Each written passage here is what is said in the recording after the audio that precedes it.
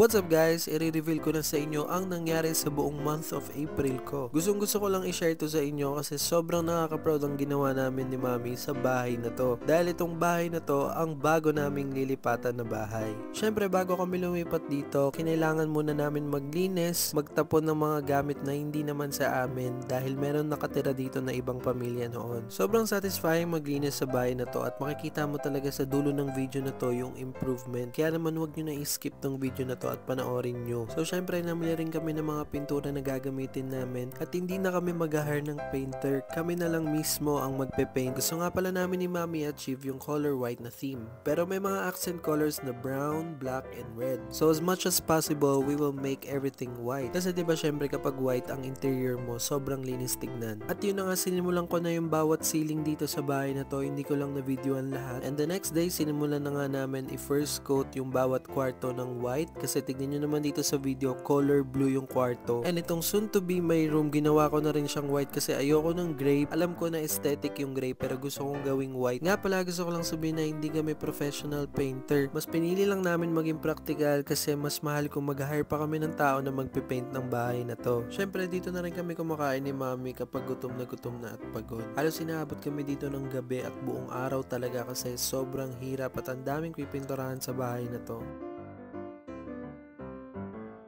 Masasabi ko na tama lang na hindi na kami nag-hire ng mga tao para maglinis or magpintura kasi kayang-kaya namin ni Mami. Dahil alam nyo naman lahat dito sa New Zealand ay mahal. Buti sana kung mayaman kami, kaso hindi.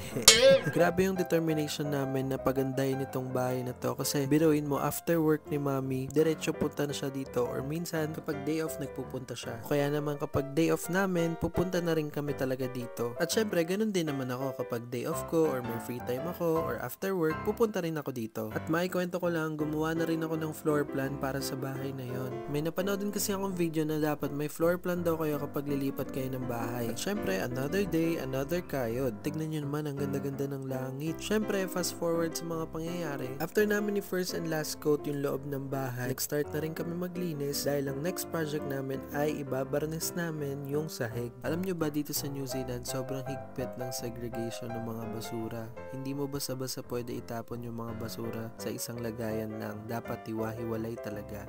At syempre after maglinis, nag-start na nga si Mami mag-sand ng sahig.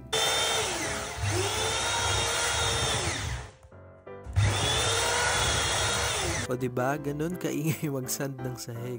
Yung coverage nga pala ng sanding ni Mami is yung kusina namin at yung dining namin. Kasi ito yung mga sahig na walang carpet. Kitang-kita nyo naman, tinuturuan ako ni Mami dyan kasi hindi ko talaga alam at never ko pa na-experience gawin to. Pero yun nga, nanghingi kami ng mga advice sa mga paint shops, yung mga napapanood namin sa TikTok or YouTube, ganito nila ginagawa yun. So ayun, after namin i-sand, in-start na rin namin ang pagbavarnish. At tignan nyo naman yung resulta, sobrang kinis na. Parang bagong sahig. Syempre the next day, hindi ko alam kung anong date to, pero ito nga, nagtingin kami ng sofa at mga iba pang gamit na ilalagay namin dun sa bahay. Talaga namang maiiyak ka sa mga presyo na nandito, lalo na yung sofa. Pero nakakita kami ng murang sofa at talaga namang ito na, kukunin na namin siya. Kasi pagkakita namin, feel na namin na ito na yung magiging upuan namin sa sala. At yun nga, nalagasan na kami ng pera ni Mami, kaya naman tinigilan namin ang pag-iikot. Kumain na lang kami at nag-breakfast.